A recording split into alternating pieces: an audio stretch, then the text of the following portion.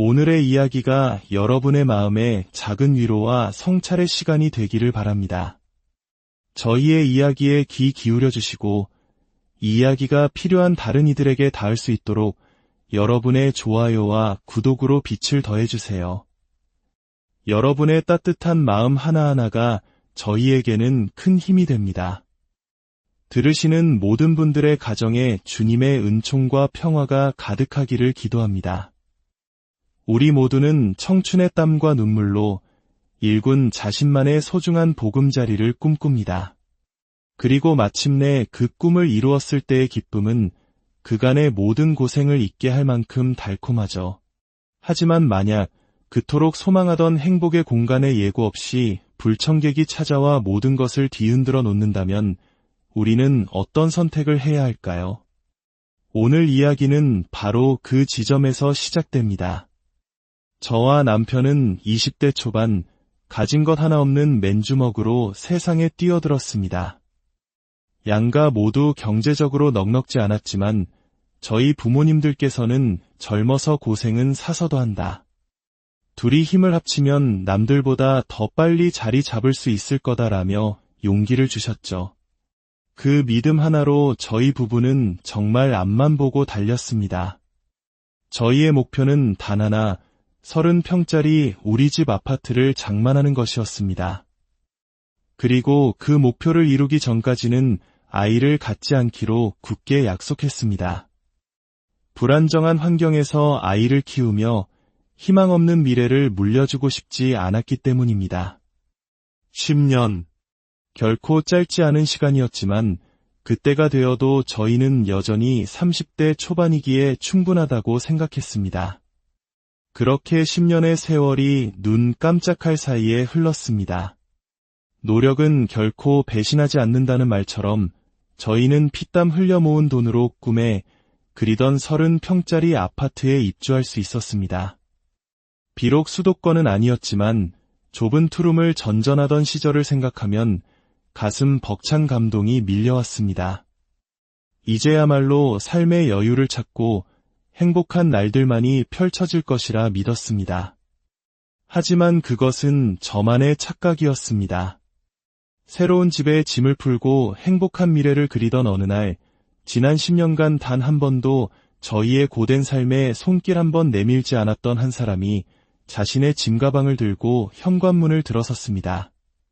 바로 시어머니였습니다. 너무나 황당해서 말이 나오지 않았습니다. 저는 그저 멍하니 서서 시어머니를 바라볼 수밖에 없었습니다. 그런 저를 보며 시어머니는 해맑게 웃으며 충격적인 말씀을 꺼내셨습니다. 전에 살던 집을 처분하고 왔다는 말이었습니다. 그 순간부터 저와 시어머니의 관계에는 깊은 균열이 생기기 시작했습니다. 뭘 그렇게 놀란 눈으로 쳐다보냐? 못 볼 사람이라도 본 것처럼.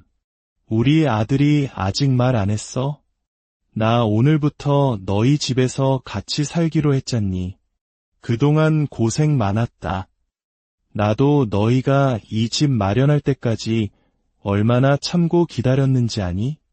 낡은 빌라에서 살다가 이렇게 번듯한 새 아파트에 들어오니 나까지 신분이 상승한 기분이구나. 시어머니는 마치 자기 집 안방에 들어온 듯 자연스럽게 집안을 둘러보며 말을 이어갔습니다. 아직 짐 정리가 덜 끝났네. 저녁은 나가서 먹을 거니? 시켜 먹을 거니?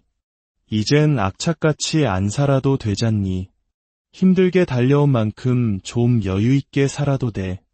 방이 3개니까 안방은 너희가 쓰는 게 맞겠지.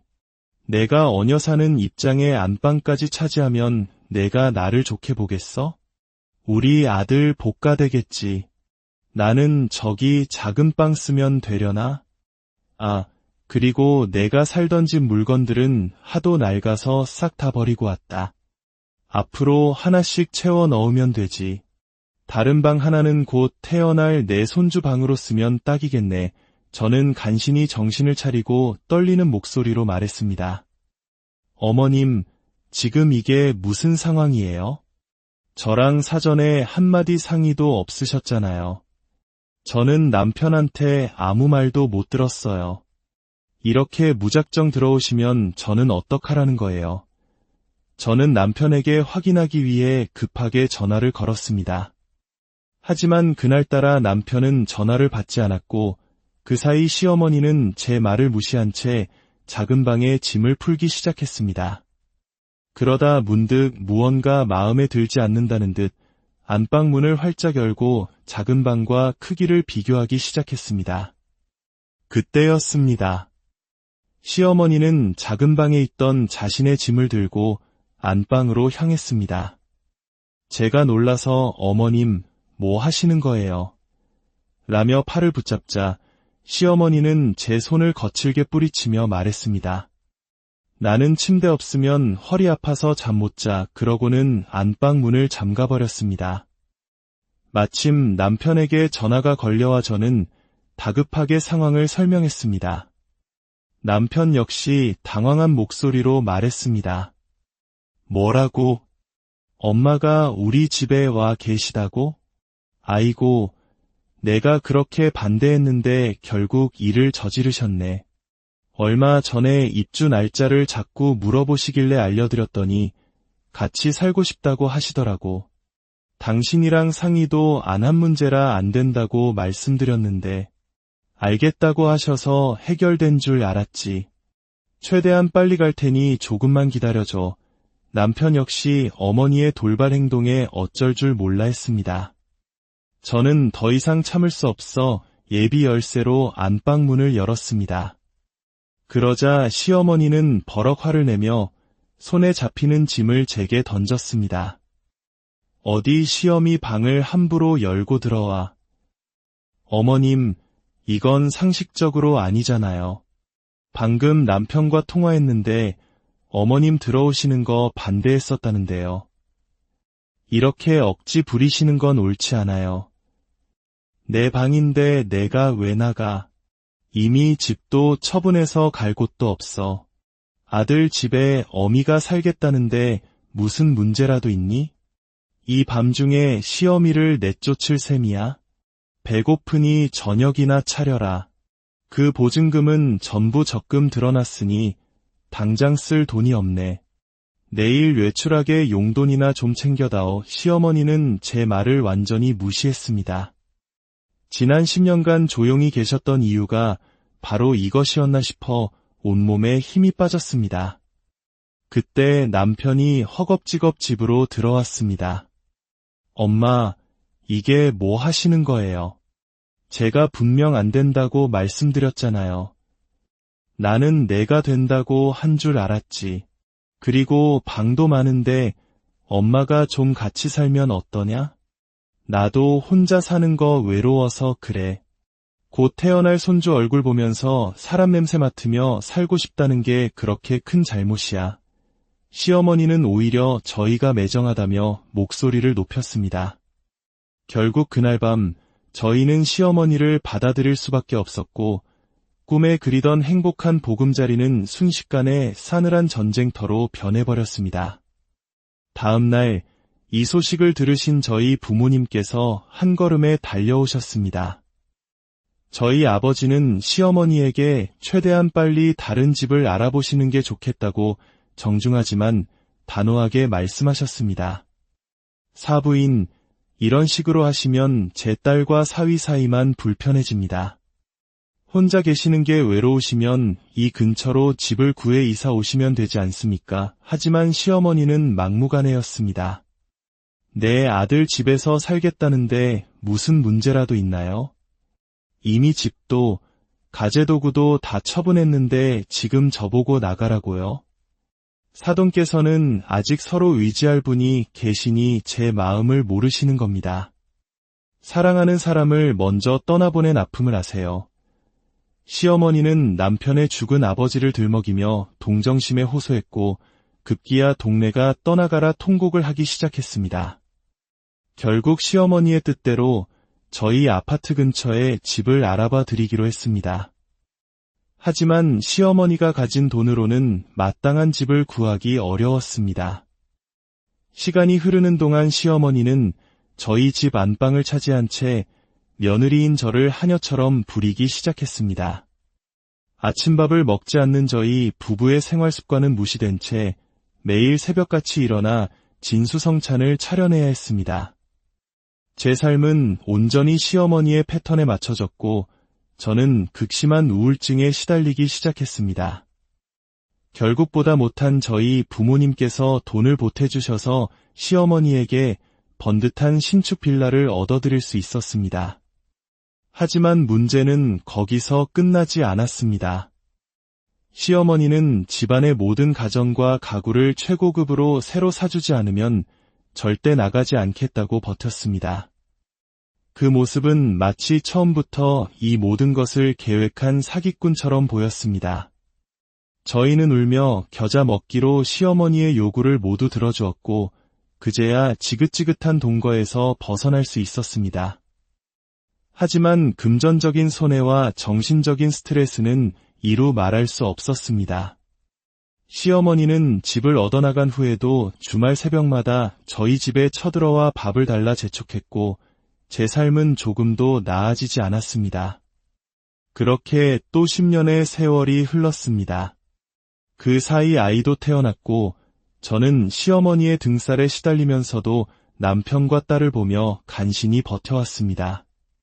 남편이 중간에서 역할을 잘 해주지 않았다면 저는 벌써 이혼을 했을지도 모릅니다. 그러던 어느 날 제 삶을 송두리째 무너뜨리는 사건이 터지고 말았습니다. 저희 엄마가 췌장암 말기 판정을 받으신 겁니다. 하늘이 무너지는 것 같았습니다. 병원에서 그 소식을 들었을 때 저는 현실을 받아들일 수가 없었습니다. 그 소식을 들은 시어머니가 병실로 찾아왔습니다. 그리고는 병상에 누워 계신 저희 엄마 앞에서 인간으로서 차마 입에 담을 수 없는 말을 내뱉었습니다. 에휴, 애초에 마음을 곱게 썼으면 이런 병도 안 걸렸을 것을. 예전에 내가 아들네랑 같이 살고 싶다고 했을 때 허락해줬으면 얼마나 좋아. 이게 다 자기가 뿌린 업보인 게야. 그때 나한테 막말한 거 후회되지? 갈 때 가더라도 뭘 잘못했는지는 알고 가야 하지 않겠어. 그 순간 제 안에 무언가가 끊어졌습니다. 지금 뭐라고 하셨어요? 저희 엄마가 뭘 잘못했다고 그런 막말을 하세요. 어머님 집 구할 돈 모자라서 저희 부모님이 보태주신 건 잊으셨어요. 저희 부모님이 어머님께 받은 건 상처뿐인데 뭐가 그렇게 당당하세요. 어머님만 없었으면 우리 가족은 행복했다고요. 이게 어디서 시어미한테 눈을 똑바로 뜨고 대들어. 시어머니는 제게 손찌검을 하려 했고 그 순간 조용히 엄마 곁을 지키던 저희 아버지가 시어머니의 뒷덜미를 잡고 병실 밖으로 내동댕이 쳤습니다. 병원이 떠나가라 아버지는 분노하셨고 결국 시어머니는 병원 관계자들에 의해 쫓겨났습니다. 그 일로 큰 충격을 받으신 엄마는 결국 얼마 버티지 못하고 세상을 떠나셨습니다. 엄마의 장례식장. 저는 넋을 잃고 영정 사진만 바라보았습니다. 그런데 그곳에 두 번 다시 보고 싶지 않았던 시어머니가 나타났습니다. 그날만큼은 조용히 넘어가고 싶어 했어 무시했습니다. 시어머니는 의외로 조용히 조문을 하고 부족한 일손을 돕는 듯 보였습니다. 그 모습에 저도 모르게 잠시 경계심을 풀었습니다. 그날 늦은 새벽, 저는 슬픔과 피로에 지쳐 휴게실에서 잠시 눈을 붙였습니다. 1시간쯤 지났을까 문득 잠에서 깨어났는데 이상한 낌새가 느껴졌습니다. 닫아두었던 제 가방이 활짝 열려 있었고 아까까지 보이던 시어머니의 모습이 보이지 않았습니다. 불안한 마음에 가방 안을 확인한 순간 저는 숨을 쉴 수가 없었습니다. 엄마의 장례비로 찾아두었던 현금 800만 원이 감쪽같이 사라진 것이었습니다. 저는 즉시 관리실로 달려가 CCTV를 확인했습니다. 화면 속에는 제가 잠든 사이 시어머니가 제 가방을 뒤져 돈 봉투를 훔쳐 달아나는 모습이 고스란히 담겨 있었습니다. 떨리는 손으로 시어머니에게 전화를 걸었습니다. 어머님, 당장 돈 돌려주세요. CCTV에 다 찍혔어요. 경찰에 신고하기 전에 가져오세요. 그러자 수화기 너머로 들려온 시어머니의 목소리는 소름 끼치도록 침착했습니다. 그러게 누가 가방 안에 그런 큰 돈을 넣어두래? 마침 생활비가 똑 떨어졌거든. 아, 그리고 나 지금 공항 가는 길이다. 이 돈으로 제주도에서 한 달 살기나 하려고. 새벽 비행기니까 지금 와봤자 소용없을 거다. 사돈 장례나 잘 치르렴. 그 돈 없어도 장례 치르는 데는 문제없잖니. 내 아버지가 다 낼 텐데 뭘. 내들이 내 생활비를 끊어서 생긴 일이니 너무 서운하게 생각 말아라. 인간이 아니었습니다. 저는 남편에게 이 사실을 알렸고 남편은 즉시 경찰에 신고했습니다. 저희는 미친 듯이 공항으로 차를 몰았습니다. 공항에 도착했을 때 경찰들이 막 비행기에 타려던 시어머니를 붙잡고 있었습니다. 저는 차에서 내리자마자 이성을 잃고 시어머니의 머리채를 잡고 흔들었습니다. 당신이 인간이야. 어떻게 우리 엄마 장례비를 훔쳐갈 생각을 해. 그때였습니다. 시어머니가 경찰들을 뿌리치고 갑자기 도망치기 시작했습니다. 하지만 얼마 못 가 숨이 찼는지 걸음을 멈추었고 갑자기 공항 난간에 매달려 소리쳤습니다. 다가오지 마.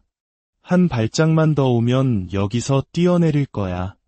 너희가 나를 잡을 수 있을 것 같아. 엄마, 제발 그만하세요. 이러실수록 상황만 악화되어 남편이 애원했지만 소용없었습니다. 저는 차가운 목소리로 말했습니다. 뛰어내릴 수나 있겠어요? 어차피 저는 당신을 용서할 생각 없어요. 법적으로 강력하게 처벌받게 하고 당신이 가진 모든 걸 빼앗을 겁니다. 당신이 감옥에 가는 순간 그 집 바로 처분하고 우리는 두 번 다시 찾을 수 없는 곳으로 떠날 거예요. 제 말에 격분한 시어머니는 저에게 달려들려고 난간에서 내려오려던 순간 도망치느라 힘이 빠졌는지 그만 발을 헛디디고 말았습니다. 균형을 잃은 시어머니의 몸은 그대로 난간 아래로 추락했습니다. 결국 시어머니는 뇌사 상태에 빠졌고 의사는 길어야 한 달을 넘기기 힘들 거라고 했습니다. 엄마의 장례가 끝난 지 얼마 되지 않아 저는 또다시 시어머니의 마지막을 지켜봐야 했습니다. 이 모든 일이 제 탓인 것만 같아 죄책감에 시달리기도 했습니다. 하지만 남편은 제 탓이 아니라며 저를 위로해 주었습니다. 결국 시어머니는 한 달을 채우지 못하고 눈을 감았습니다. 스스로 뿌린 씨앗을 거둔 것이라고 인과응보라고 생각하면서도 마음 한구석이 무겁고 답답한 것은 어쩔 수가 없습니다. 그저 웃으며 행복하게 살 수도 있었던 인생을 얘 스스로 가시밭길로 만들어 이런 비극적인 결말을 맞이해야만 했는지 지금도 그저 안타까울 뿐입니다. 오늘의 이야기는 우리에게 가족이라는 이름의 무게와 책임에 대해 다시 한번 생각하게 합니다. 여러분의 가정에는 서로를 향한 이해와 사랑만이 가득하기를, 그리하여 오늘과 같은 아픔이 없기를 진심으로 기도합니다. 오늘의 이야기가 여러분의 마음에 작은 위로와 성찰의 시간이 되기를 바랍니다. 저희의 이야기에 귀 기울여 주시고 이 이야기가 필요한 다른 이들에게 닿을 수 있도록 여러분의 좋아요와 구독으로 빛을 더해주세요. 여러분의 따뜻한 마음 하나하나가 저희에게는 큰 힘이 됩니다. 들으시는 모든 분들의 가정에 주님의 은총과 평화가 가득하기를 기도합니다. 우리 모두는 청춘의 땀과 눈물로 일군 자신만의 소중한 보금자리를 꿈꿉니다. 그리고 마침내 그 꿈을 이루었을 때의 기쁨은 그간의 모든 고생을 잊게 할 만큼 달콤하죠. 하지만 만약 그토록 소망하던 행복의 공간에 예고 없이 불청객이 찾아와 모든 것을 뒤흔들어 놓는다면 우리는 어떤 선택을 해야 할까요? 오늘 이야기는 바로 그 지점에서 시작됩니다. 저와 남편은 20대 초반, 가진 것 하나 없는 맨주먹으로 세상에 뛰어들었습니다. 양가 모두 경제적으로 넉넉지 않았지만 저희 부모님들께서는 젊어서 고생은 사서도 한다. 둘이 힘을 합치면 남들보다 더 빨리 자리 잡을 수 있을 거다라며 용기를 주셨죠. 그 믿음 하나로 저희 부부는 정말 앞만 보고 달렸습니다. 저희의 목표는 단 하나, 30평짜리 우리 집 아파트를 장만하는 것이었습니다. 그리고 그 목표를 이루기 전까지는 아이를 갖지 않기로 굳게 약속했습니다. 불안정한 환경에서 아이를 키우며 희망 없는 미래를 물려주고 싶지 않았기 때문입니다. 10년. 결코 짧지 않은 시간이었지만 그때가 되어도 저희는 여전히 30대 초반이기에 충분하다고 생각했습니다. 그렇게 10년의 세월이 눈 깜짝할 사이에 흘렀습니다. 노력은 결코 배신하지 않는다는 말처럼 저희는 피땀 흘려 모은 돈으로 꿈에 그리던 30평짜리 아파트에 입주할 수 있었습니다. 비록 수도권은 아니었지만 좁은 투룸을 전전하던 시절을 생각하면 가슴 벅찬 감동이 밀려왔습니다. 이제야말로 삶의 여유를 찾고 행복한 날들만이 펼쳐질 것이라 믿었습니다. 하지만 그것은 저만의 착각이었습니다. 새로운 집에 짐을 풀고 행복한 미래를 그리던 어느 날, 지난 10년간 단 한 번도 저희의 고된 삶에 손길 한 번 내밀지 않았던 한 사람이 자신의 짐가방을 들고 현관문을 들어섰습니다. 바로 시어머니였습니다. 너무나 황당해서 말이 나오지 않았습니다. 저는 그저 멍하니 서서 시어머니를 바라볼 수밖에 없었습니다. 그런 저를 보며 시어머니는 해맑게 웃으며 충격적인 말씀을 꺼내셨습니다. 전에 살던 집을 처분하고 왔다는 말이었습니다. 그 순간부터 저와 시어머니의 관계에는 깊은 균열이 생기기 시작했습니다. 뭘 그렇게 놀란 눈으로 쳐다보냐? 못 볼 사람이라도 본 것처럼. 우리 아들이 아직 말 안 했어? 나 오늘부터 너희 집에서 같이 살기로 했잖니. 그동안 고생 많았다. 나도 너희가 이 집 마련할 때까지 얼마나 참고 기다렸는지 아니? 낡은 빌라에서 살다가 이렇게 번듯한 새 아파트에 들어오니 나까지 신분이 상승한 기분이구나. 시어머니는 마치 자기 집 안방에 들어온 듯 자연스럽게 집안을 둘러보며 말을 이어갔습니다. 아직 짐 정리가 덜 끝났네. 저녁은 나가서 먹을 거니? 시켜 먹을 거니? 이젠 악착같이 안 살아도 되잖니. 힘들게 달려온 만큼 좀 여유있게 살아도 돼. 방이 3개니까 안방은 너희가 쓰는 게 맞겠지. 내가 얹어 사는 입장에 안방까지 차지하면 내가 나를 좋게 보겠어? 우리 아들 복가 되겠지. 나는 저기 작은 방 쓰면 되려나? 아, 그리고 내가 살던 집 물건들은 하도 낡아서 싹 다 버리고 왔다. 앞으로 하나씩 채워 넣으면 되지. 다른 방 하나는 곧 태어날 내 손주 방으로 쓰면 딱이겠네. 저는 간신히 정신을 차리고 떨리는 목소리로 말했습니다. 어머님, 지금 이게 무슨 상황이에요? 저랑 사전에 한마디 상의도 없으셨잖아요.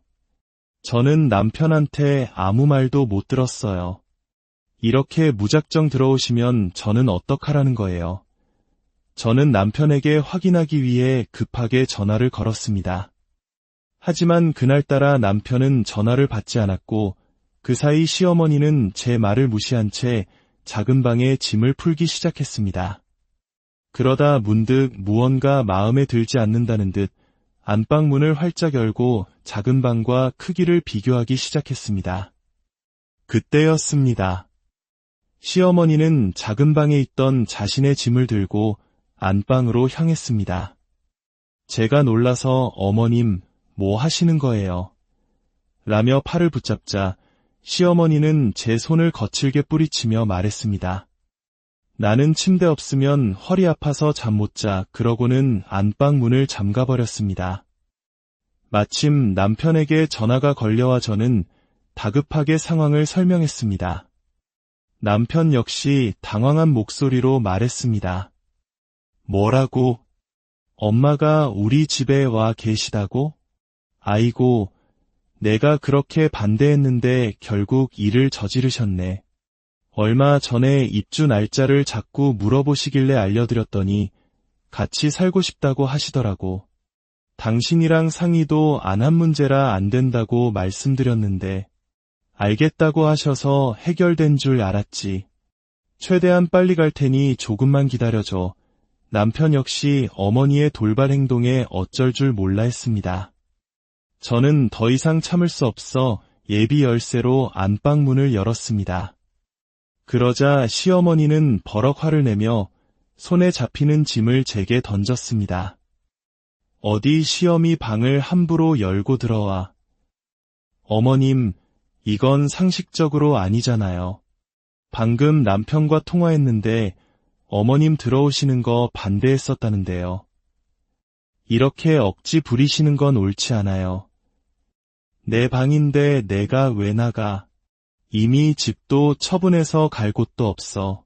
아들 집에 어미가 살겠다는데 무슨 문제라도 있니? 이 밤중에 시어미를 내쫓을 셈이야? 배고프니 저녁이나 차려라. 그 보증금은 전부 적금 들어놨으니 당장 쓸 돈이 없네. 내일 외출하게 용돈이나 좀 챙겨다오. 시어머니는 제 말을 완전히 무시했습니다. 지난 10년간 조용히 계셨던 이유가 바로 이것이었나 싶어 온몸에 힘이 빠졌습니다. 그때 남편이 허겁지겁 집으로 들어왔습니다. 엄마, 이게 뭐 하시는 거예요? 제가 분명 안 된다고 말씀드렸잖아요. 나는 내가 된다고 한 줄 알았지. 그리고 방도 많은데 엄마가 좀 같이 살면 어떠냐? 나도 혼자 사는 거 외로워서 그래. 곧 태어날 손주 얼굴 보면서 사람 냄새 맡으며 살고 싶다는 게 그렇게 큰 잘못이야. 시어머니는 오히려 저희가 매정하다며 목소리를 높였습니다.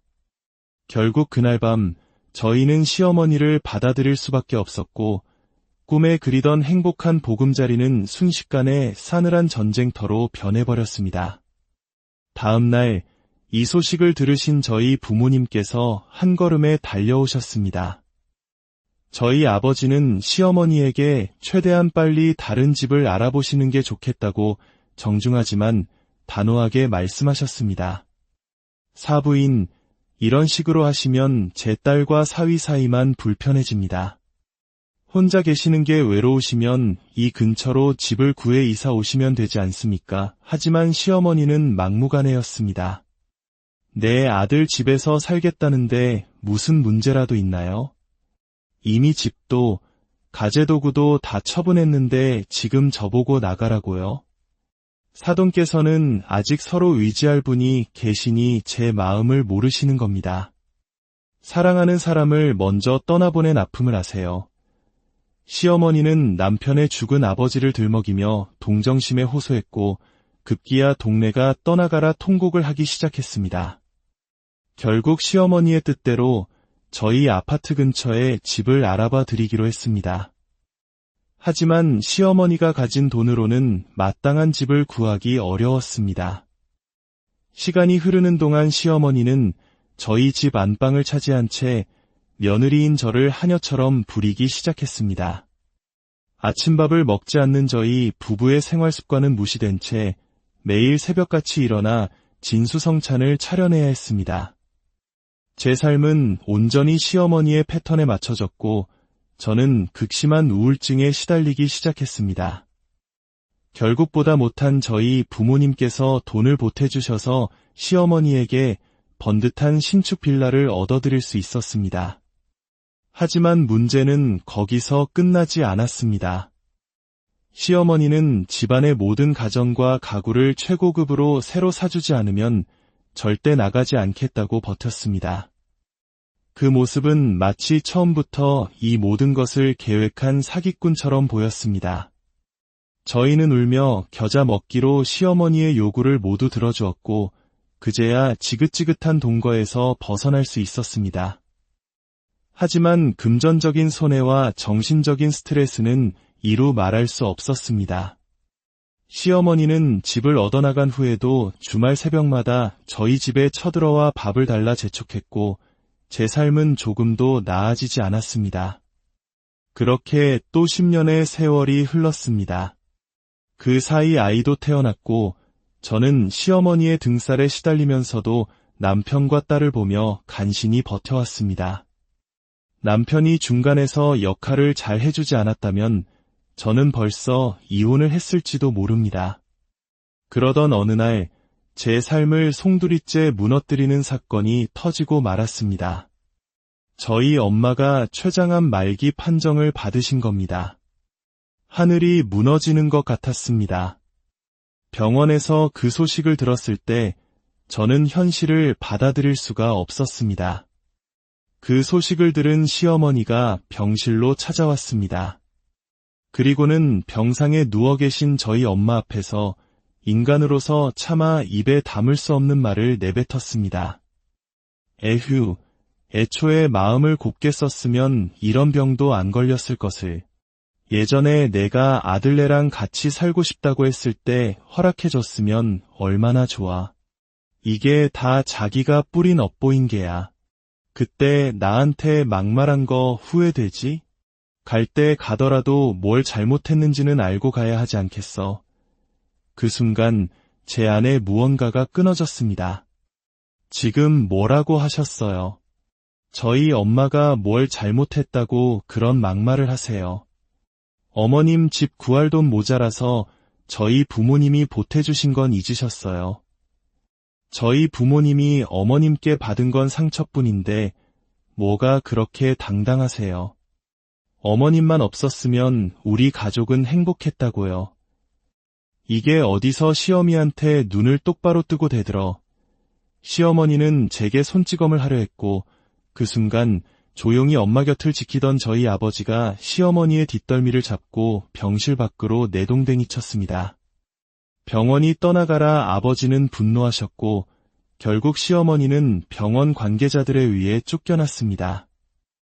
그 일로 큰 충격을 받으신 엄마는 결국 얼마 버티지 못하고 세상을 떠나셨습니다. 엄마의 장례식장. 저는 넋을 잃고 영정사진만 바라보았습니다. 그런데 그곳에 두 번 다시 보고 싶지 않았던 시어머니가 나타났습니다. 그날만큼은 조용히 넘어가고 싶어 했어 무시했습니다. 시어머니는 의외로 조용히 조문을 하고 부족한 일손을 돕는 듯 보였습니다. 그 모습에 저도 모르게 잠시 경계심을 풀었습니다. 그날 늦은 새벽, 저는 슬픔과 피로에 지쳐 휴게실에서 잠시 눈을 붙였습니다. 1시간쯤 지났을까 문득 잠에서 깨어났는데 이상한 낌새가 느껴졌습니다. 닫아두었던 제 가방이 활짝 열려 있었고 아까까지 보이던 시어머니의 모습이 보이지 않았습니다. 불안한 마음에 가방 안을 확인한 순간 저는 숨을 쉴 수가 없었습니다. 엄마의 장례비로 찾아두었던 현금 800만 원이 감쪽같이 사라진 것이었습니다. 저는 즉시 관리실로 달려가 CCTV를 확인했습니다. 화면 속에는 제가 잠든 사이 시어머니가 제 가방을 뒤져 돈 봉투를 훔쳐 달아나는 모습이 고스란히 담겨 있었습니다. 떨리는 손으로 시어머니에게 전화를 걸었습니다. 어머님, 당장 돈 돌려주세요. CCTV에 다 찍혔어요. 경찰에 신고하기 전에 가져오세요. 그러자 수화기 너머로 들려온 시어머니의 목소리는 소름 끼치도록 침착했습니다. 그러게 누가 가방 안에 그런 큰 돈을 넣어두래? 마침 생활비가 똑 떨어졌거든. 아, 그리고 나 지금 공항 가는 길이다. 이 돈으로 제주도에서 한 달 살기나 하려고. 새벽 비행기니까 지금 와봤자 소용없을 거다. 사돈 장례나 잘 치르렴.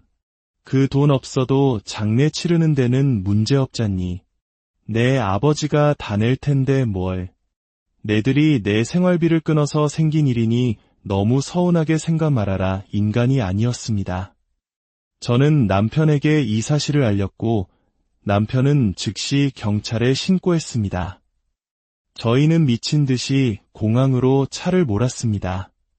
공항에 도착했을 때 경찰들이 막 비행기에 타려던 시어머니를 붙잡고 있었습니다. 저는 차에서 내리자마자 이성을 잃고 시어머니의 머리채를 잡고 흔들었습니다. 당신이 인간이야. 어떻게 우리 엄마 장례비를 훔쳐갈 생각을 해. 그때였습니다. 시어머니가 경찰들을 뿌리치고 갑자기 도망치기 시작했습니다. 하지만 얼마 못 가 숨이 찼는지 걸음을 멈추었고 갑자기 공항 난간에 매달려 소리쳤습니다. 다가오지 마. 한 발짝만 더 오면 여기서 뛰어내릴 거야. 너희가 나를 잡을 수 있을 것 같아. 엄마, 제발 그만하세요. 이러실수록 상황만 악화되어 남편이 애원했지만 소용없었습니다. 저는 차가운 목소리로 말했습니다. 뛰어내릴 수나 있겠어요? 어차피 저는 당신을 용서할 생각 없어요. 법적으로 강력하게 처벌받게 하고 당신이 가진 모든 걸 빼앗을 겁니다. 당신이 감옥에 가는 순간 그 집 바로 처분하고 우리는 두 번 다시 찾을 수 없는 곳으로 떠날 거예요. 제 말에 격분한 시어머니는 저에게 달려들려고 난간에서 내려오려던 순간 도망치느라 힘이 빠졌는지 그만 발을 헛디디고 말았습니다. 균형을 잃은 시어머니의 몸은 그대로 난간 아래로 추락했습니다. 결국 시어머니는 뇌사 상태에 빠졌고 의사는 길어야 한 달을 넘기기 힘들 거라고 했습니다. 엄마의 장례가 끝난 지 얼마 되지 않아 저는 또다시 시어머니의 마지막을 지켜봐야 했습니다. 이 모든 일이 제 탓인 것만 같아 죄책감에 시달리기도 했습니다. 하지만 남편은 제 탓이 아니라며 저를 위로해 주었습니다. 결국 시어머니는 한 달을 채우지 못하고 눈을 감았습니다. 스스로 뿌린 씨앗을 거둔 것이라고 인과응보라고 생각하면서도 마음 한구석이 무겁고 답답한 것은 어쩔 수가 없습니다. 그저 웃으며 행복하게 살 수도 있었던 인생을 얘 스스로 가시밭길로 만들어 이런 비극적인 결말을 맞이해야만 했는지 지금도 그저 안타까울 뿐입니다. 오늘의 이야기는 우리에게 가족이라는 이름의 무게와 책임에 대해 다시 한번 생각하게 합니다. 여러분의 가정에는 서로를 향한 이해와 사랑만이 가득하기를, 그리하여 오늘과 같은 아픔이 없기를 진심으로 기도합니다. 오늘의 이야기가 여러분의 마음에 작은 위로와 성찰의 시간이 되기를 바랍니다. 저희의 이야기에 귀 기울여 주시고 이 이야기가 필요한 다른 이들에게 닿을 수 있도록 여러분의 좋아요와 구독으로 빛을 더해주세요. 여러분의 따뜻한 마음 하나하나가 저희에게는 큰 힘이 됩니다. 들으시는 모든 분들의 가정에 주님의 은총과 평화가 가득하기를 기도합니다. 우리 모두는 청춘의 땀과 눈물로 일군 자신만의 소중한 보금자리를 꿈꿉니다. 그리고 마침내 그 꿈을 이루었을 때의 기쁨은 그간의 모든 고생을 잊게 할 만큼 달콤하죠. 하지만 만약 그토록 소망하던 행복의 공간에 예고 없이 불청객이 찾아와 모든 것을 뒤흔들어 놓는다면 우리는 어떤 선택을 해야 할까요? 오늘 이야기는 바로 그 지점에서 시작됩니다. 저와 남편은 20대 초반 가진 것 하나 없는 맨주먹으로 세상에 뛰어들었습니다. 양가 모두 경제적으로 넉넉지 않았지만 저희 부모님들께서는 젊어서 고생은 사서도 한다.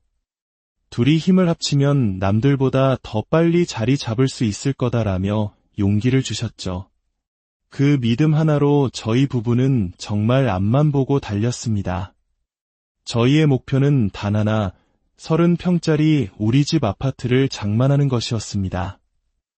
그리고 그 목표를 이루기 전까지는 아이를 갖지 않기로 굳게 약속했습니다. 불안정한 환경에서 아이를 키우며 희망 없는 미래를 물려주고 싶지 않았기 때문입니다. 10년. 결코 짧지 않은 시간이었지만 그때가 되어도 저희는 여전히 30대 초반이기에 충분하다고 생각했습니다. 그렇게 10년의 세월이 눈 깜짝할 사이에 흘렀습니다. 노력은 결코 배신하지 않는다는 말처럼 저희는 피땀 흘려 모은 돈으로 꿈에 그리던 30평짜리 아파트에 입주할 수 있었습니다. 비록 수도권은 아니었지만 좁은 투룸을 전전하던 시절을 생각하면 가슴 벅찬 감동이 밀려왔습니다. 이제야말로 삶의 여유를 찾고 행복한 날들만이 펼쳐질 것이라 믿었습니다.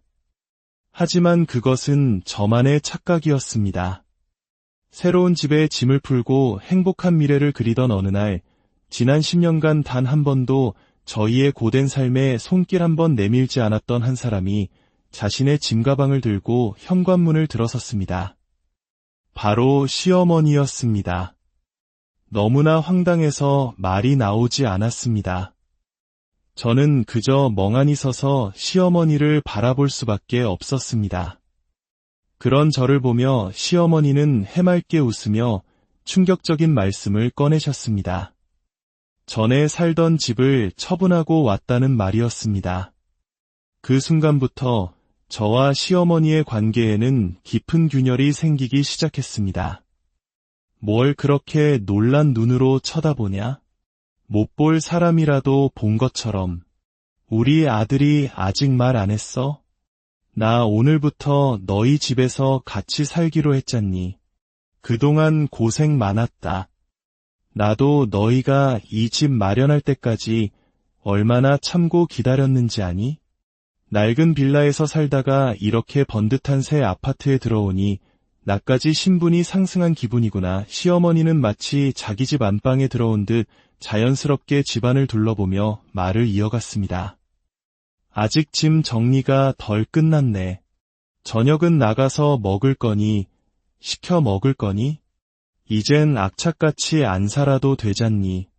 힘들게 달려온 만큼 좀 여유있게 살아도 돼. 방이 3개니까 안방은 너희가 쓰는 게 맞겠지. 내가 어녀 사는 입장에 안방까지 차지하면 내가 나를 좋게 보겠어? 우리 아들 복가 되겠지. 나는 저기 작은 방 쓰면 되려나? 아, 그리고 내가 살던 집 물건들은 하도 낡아서 싹 다 버리고 왔다. 앞으로 하나씩 채워 넣으면 되지. 다른 방 하나는 곧 태어날 내 손주 방으로 쓰면 딱이겠네. 저는 간신히 정신을 차리고 떨리는 목소리로 말했습니다. 어머님, 지금 이게 무슨 상황이에요? 저랑 사전에 한마디 상의도 없으셨잖아요. 저는 남편한테 아무 말도 못 들었어요. 이렇게 무작정 들어오시면 저는 어떡하라는 거예요? 저는 남편에게 확인하기 위해 급하게 전화를 걸었습니다. 하지만 그날따라 남편은 전화를 받지 않았고 그 사이 시어머니는 제 말을 무시한 채 작은 방에 짐을 풀기 시작했습니다.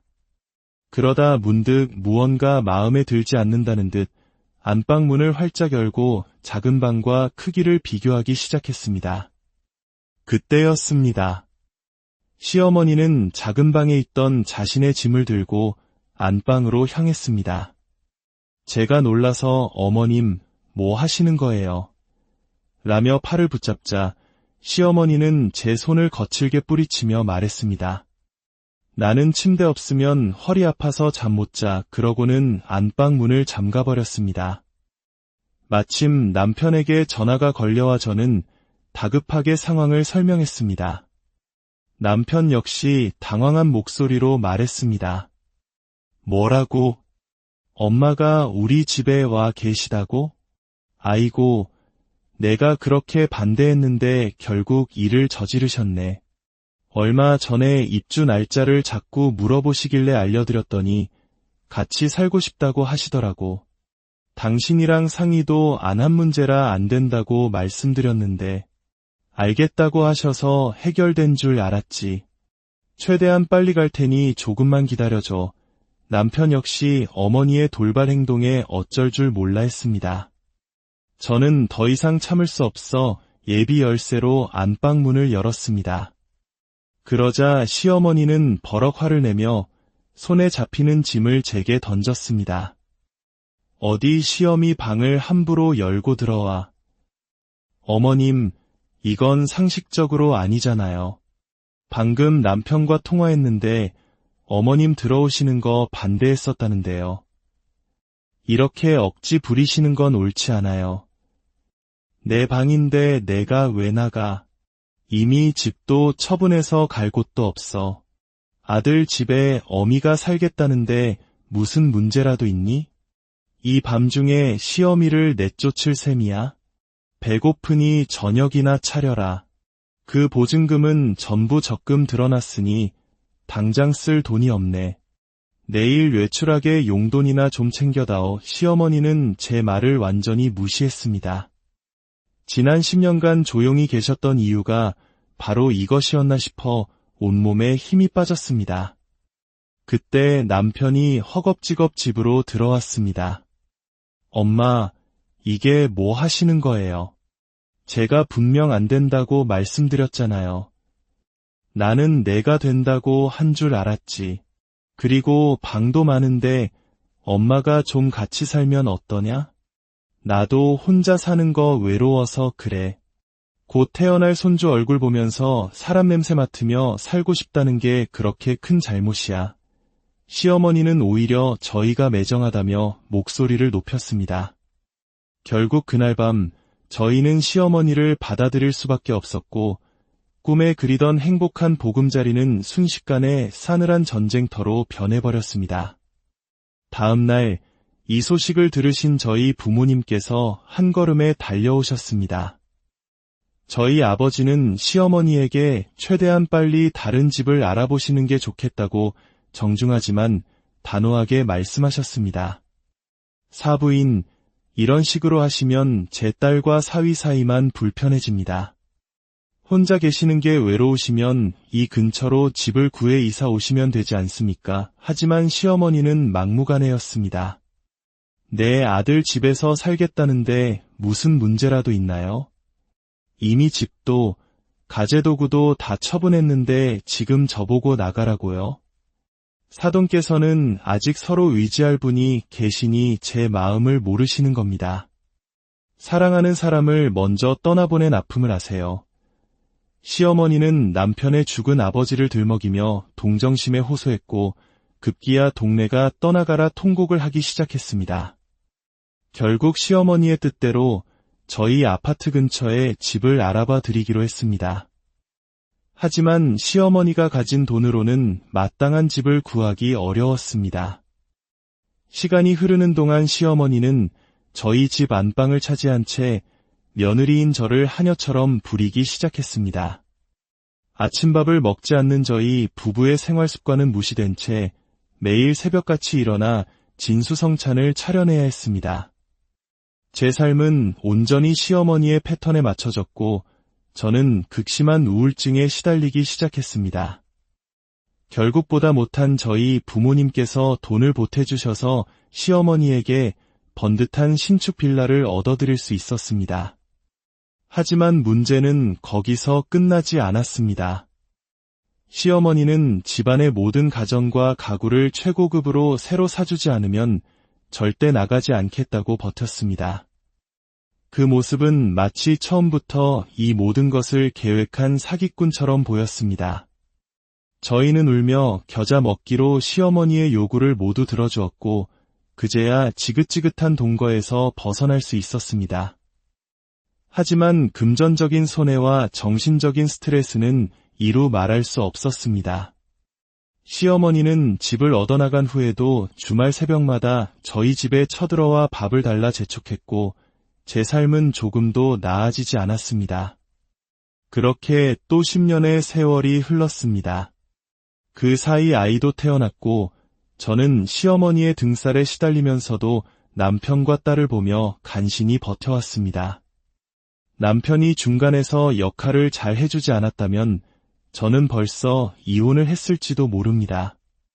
그러던 어느 날 제 삶을 송두리째 무너뜨리는 사건이 터지고 말았습니다. 저희 엄마가 췌장암 말기 판정을 받으신 겁니다.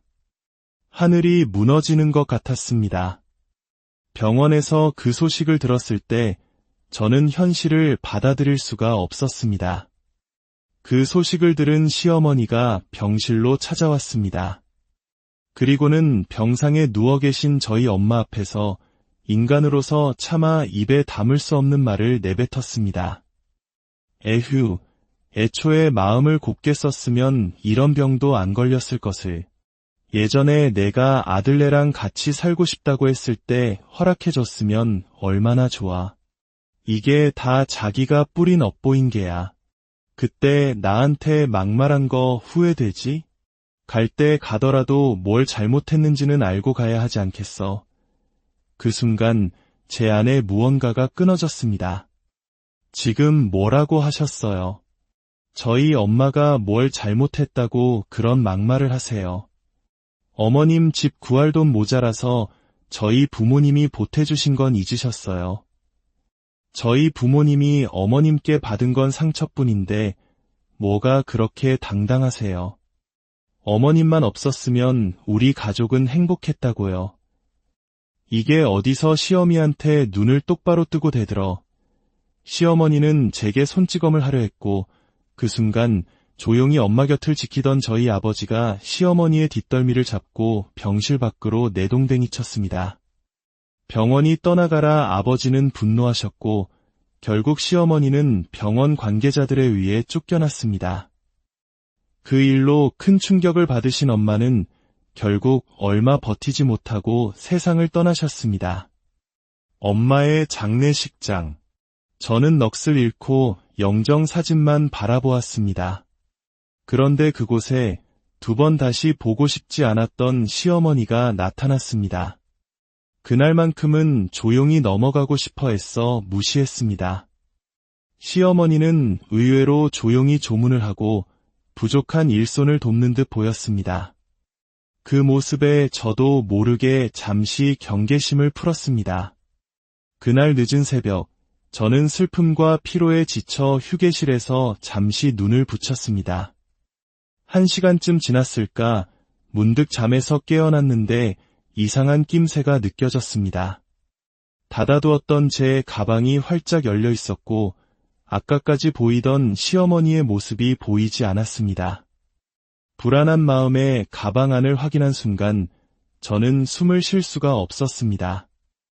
엄마의 장례비로 찾아두었던 현금 800만 원이 감쪽같이 사라진 것이었습니다. 저는 즉시 관리실로 달려가 CCTV를 확인했습니다.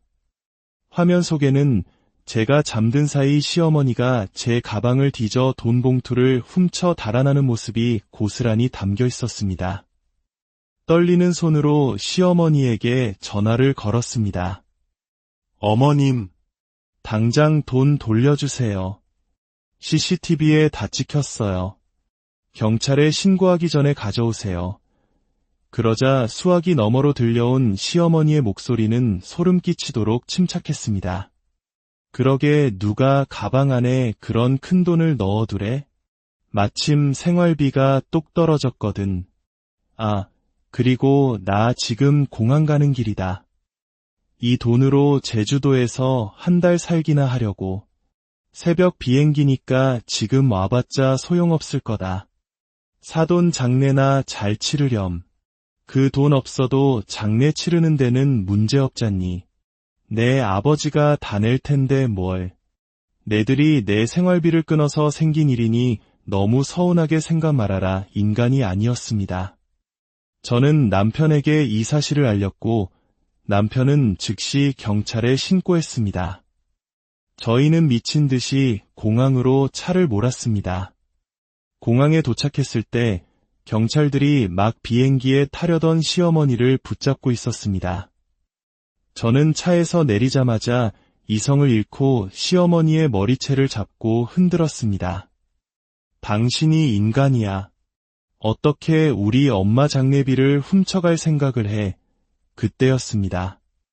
시어머니가 경찰들을 뿌리치고 갑자기 도망치기 시작했습니다. 하지만 얼마 못 가 숨이 찼는지 걸음을 멈추었고 갑자기 공항 난간에 매달려 소리쳤습니다. 다가오지 마. 한 발짝만 더 오면 여기서 뛰어내릴 거야. 너희가 나를 잡을 수 있을 것 같아. 엄마, 제발 그만하세요. 이러실수록 상황만 악화되어 남편이 애원했지만 소용없었습니다. 저는 차가운 목소리로 말했습니다. 뛰어내릴 수나 있겠어요? 어차피 저는 당신을 용서할 생각 없어요. 법적으로 강력하게 처벌받게 하고 당신이 가진 모든 걸 빼앗을 겁니다. 당신이 감옥에 가는 순간 그 집 바로 처분하고 우리는 두 번 다시 찾을 수 없는 곳으로 떠날 거예요. 제 말에 격분한 시어머니는 저에게 달려들려고 난간에서 내려오려던 순간 도망치느라 힘이 빠졌는지 그만 발을 헛디디고 말았습니다. 균형을 잃은 시어머니의 몸은 그대로 난간 아래로 추락했습니다. 결국 시어머니는 뇌사 상태에 빠졌고 의사는 길어야 한 달을 넘기기 힘들 거라고 했습니다. 엄마의 장례가 끝난 지 얼마 되지 않아 저는 또다시 시어머니의 마지막을 지켜봐야 했습니다. 이 모든 일이 제 탓인 것만 같아 죄책감에 시달리기도 했습니다. 하지만 남편은 제 탓이 아니라며 저를 위로해 주었습니다. 결국 시어머니는 한 달을 채우지 못하고 눈을 감았습니다. 스스로 뿌린 씨앗을 거둔 것이라고 인과응보라고 생각하면서도 마음 한구석이 무겁고 답답한 것은 어쩔 수가 없습니다. 그저 웃으며 행복하게 살 수도 있었던 인생을 얘 스스로 가시밭길로 만들어 이런 비극적인 결말을 맞이해야만 했는지 지금도 그저 안타까울 뿐입니다. 오늘의 이야기는 우리에게 가족이라는 이름의 무게와 책임에 대해 다시 한번 생각하게 합니다. 여러분의 가정에는 서로를 향한 이해와 사랑만이 가득하기를, 그리하여 오늘과 같은 아픔이 없기를 진심으로 기도합니다. 오늘의 이야기가 여러분의 마음에 작은 위로와 성찰의 시간이 되기를 바랍니다. 저희의 이야기에 귀 기울여 주시고 이 이야기가 필요한 다른 이들에게 닿을 수 있도록 여러분의 좋아요와 구독으로 빛을 더해주세요.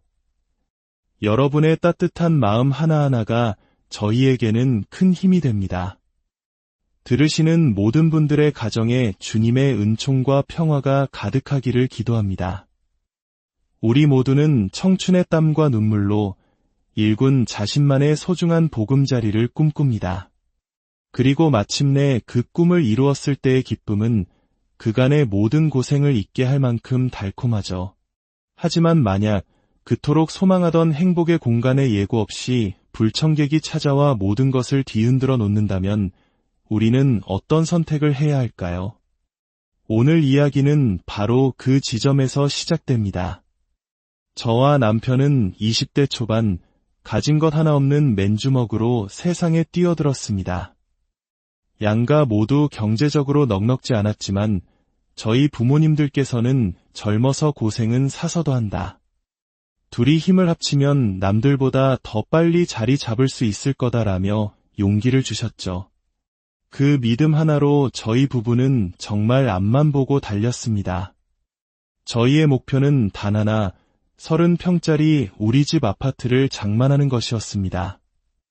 그리고 그 목표를 이루기 전까지는 아이를 갖지 않기로 굳게 약속했습니다. 불안정한 환경에서 아이를 키우며 희망 없는 미래를 물려주고 싶지 않았기 때문입니다. 10년. 결코 짧지 않은 시간이었지만 그때가 되어도 저희는 여전히 30대 초반이기에 충분하다고 생각했습니다.